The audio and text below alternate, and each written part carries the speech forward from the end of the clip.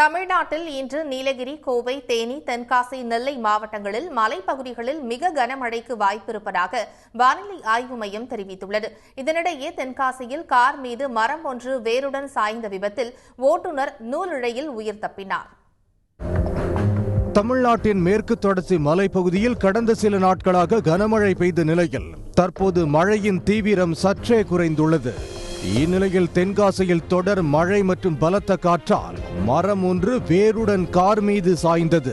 சிவகாசியைச் சேர்ந்த வாடகை கார் ஓட்டுநர் பிரேம் மேலமாசி வீதியில் காரை நிறுத்திவிட்டு இறங்கிய அடுத்த நொடி பெரிய மரம் ஒன்று கார் மீது வேருடன் சாய்ந்தது.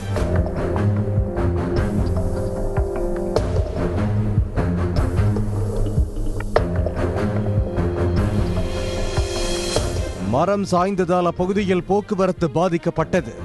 மரத்தை அப்புறப்படுத்தும் பணியில் தீயணைப்புத்துறை ஊழியர்கள், காவல்துறையினர் உள்ளிட்டோர் ஈடுபட்டனர்.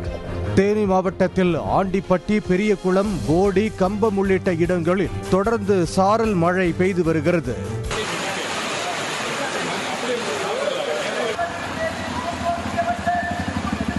இந்நிலையில் தமிழ்நாட்டில் இன்று நீலகிரி, கோவை, தேனி, தென்காசி, நெல்லை மாவட்டங்களின் மலைப்பகுதிகள் மற்றும் கன்னியாகுமரி மாவட்டத்தில் மிக கனமழையும், திருப்பூர், திண்டுக்கல் மாவட்டங்களில் கனமழையும் பெய்ய வாய்ப்புள்ளதாக வானிலை ஆய்வு மையம் தெரிவித்துள்ளது.